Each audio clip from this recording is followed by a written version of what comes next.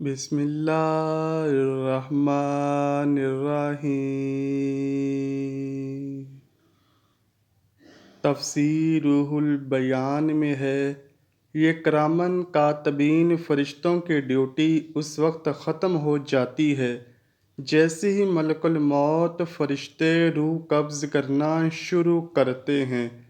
وہ اعمال کا دفتر لپیٹتے ہیں اور بارگاہ ربوبیت میں پرواز کر جاتے ہیں۔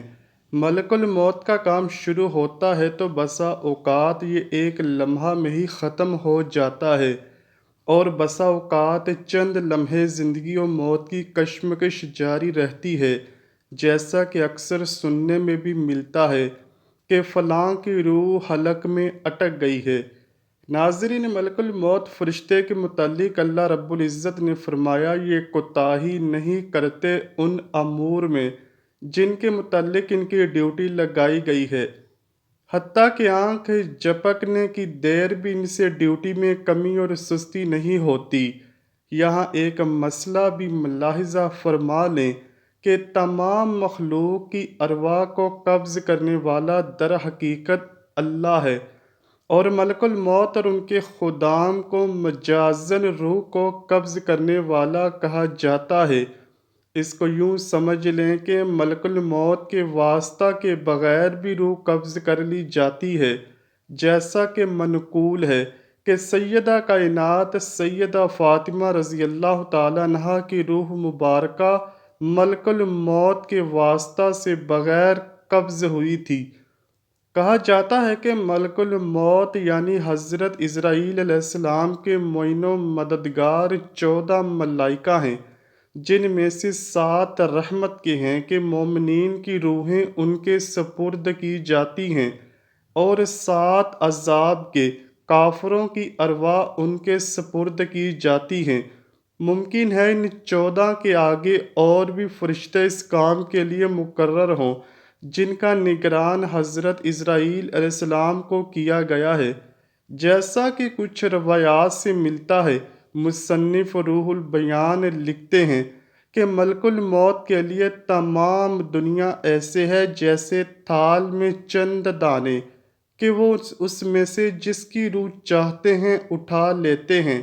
مزید یہ کہ ملک الموت کے لیے ارواح قبض کرنے میں کسی قسم کی تکالیف نہیں اٹھانا پڑتی، اگرچہ کتنی ہی بے شمار روحیں قبض کرنی پڑیں اور کتنے ہی دور دور کے مختلف مقامات پر ہوں۔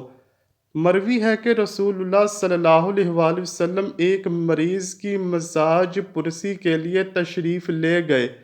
آپ نے ملک الموت کو اس کے سرہانے کھڑا دیکھ کر فرمایا، اے ملک الموت، نرمی کرنا، یہ مومن ہے۔ اس نے عرض کیا، حضور صلی اللہ علیہ وآلہ وسلم، آپ کو خوشی ہونی چاہیے کہ میں ہر اہل ایمان کے ساتھ نرمی کرتا ہوں، بلکہ مجھے تعجب ہوتا ہے کہ جب میں کسی اہل ایمان کی روح قبض کرتا ہوں تو اس کے گھر والے روتے ہیں، تو میں ان سے علیحدہ ہو کر کہتا ہوں، میں نے کون سا گناہ کیا ہے؟ میں تو فقط اللہ تعالیٰ کی طرف سے مامور ہوں، اور میں یہاں بار بار آؤں گا۔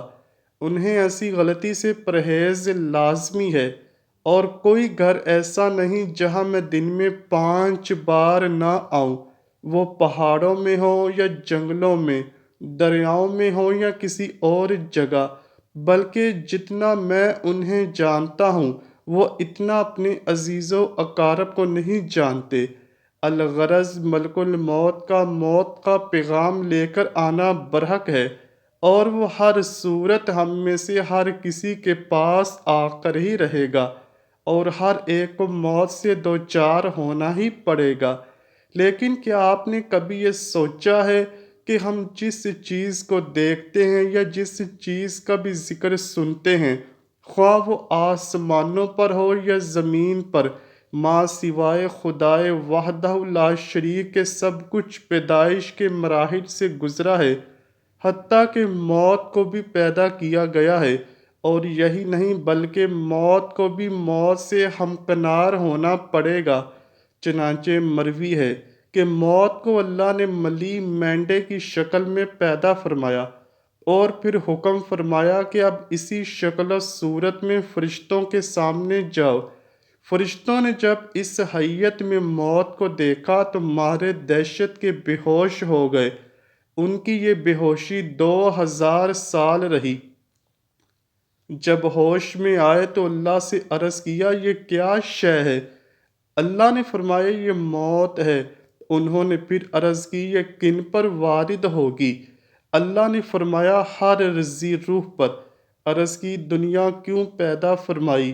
حکم ہوا تاکہ بنو آدم ٹھہرے۔ عرض کیا اور عورتوں کو کیوں پیدا کیا گیا؟ ارشاد ہوا تاکہ آدم زادے پیدا ہوں اور افزائش نسل کا باعث بنے۔ پھر فرشتوں نے عرض کی مولا وہ انسان کیا اتنا بھولا ہے کہ جس پر یہ موت وارد ہوگی وہ دنیا اور عورتوں سے مشغول ہو سکے گا؟ فرمایا انہیں طویل آرزوئیں موت بھلا دیں گی، یہاں تک کہ دنیا کی فکر میں ان سے دنیا اور عورتیں بھی چھین لی جائیں گی۔ ناظرین، یہی وجہ ہے کہ یہ کہا گیا ہے موت تمام مصائب سے بڑی مصیبت ہے، لیکن غفلت اس سے بھی بڑی ہے۔ الغرض یوں موت کی پیدائش کا عمل مکمل ہوا اور جو چیز بھی پیدائش کے مرحلے سے گزری ہے اس کا اختتام بھی ہوگا۔ چنانچہ موت کے اختتام کے بارے میں ہے کہ جب روز قیامت تمام انسانوں کے اعمال کی نسبت جزا و سزا کا فیصلہ ہو جائے گا اور سب لوگ عدالت محشر کے فیصلے کے مطابق اپنے اپنے ابدی ٹھکانوں میں پہنچ جائیں گے تو پھر موت کو بھی موت آ جائے گی۔ صحیح بخاری شریف میں حضرت ابو سعید خدری رضی اللہ تعالیٰ عنہ کے حوالے سے ایک حدیث پاک مروی ہے۔ رسول اللہ صلی اللہ علیہ وآلہ وسلم نے فرمایا موت کو روز قیامت ایک چت کبرے مینڈے کی شکل میں لایا جائے گا، پھر ایک پکارنے والا پکارے گا اے اہل جنت، وہ گردن اٹھا کر دیکھیں گے تو ان سے پوچھے گا کیا تم اسے جانتے ہو؟ وہ کہیں گے ہاں جانتے ہیں، یہ تو موت ہے۔ وہ اس کو پہچان لیں گے کیونکہ سب نے اسے دیکھا ہوگا۔ پھر پکارا جائے گا اے اہل جہنم، وہ بھی گردن اٹھا کر دیکھیں گے تو ان سے فرمائے گا کیا تم اسے جانتے ہو؟ وہ بھی کہیں گے ہاں ہم اسے جانتے ہیں، یہ تو موت ہے۔ وہ بھی اسے پہچان لیں گے کیونکہ وہ بھی مرتے وقت اسے دیکھ چکے ہوں گے۔ پھر اسے یعنی موت کے مینڈے کو ذبح کر دیا جائے گا اور کہا جائے گا اے اہل جنت، تم ہمیشہ اس جنت میں رہو گے، اب کوئی موت نہیں آئے گی، اور اے اہل جہنم تم اس میں ہمیشہ رہو گے، اب کسی کو موت نہیں آئے گی۔ پھر آپ صلی اللہ علیہ وآلہ وسلم نے یہ آیت پڑھی اور آپ انہیں حسرت و ندامت کے دن سے ڈرائیے جب ہر بات کا فیصلہ کر دیا جائے گا مگر وہ غفلت کی حالت میں پڑے ہیں اور ایمان لاتے ہی نہیں۔ دوستو، موت کے مینڈے کو بروز قیامت اسی حیت میں لایا جائے گا جس حیت میں اسے پیدا کیا گیا تھا۔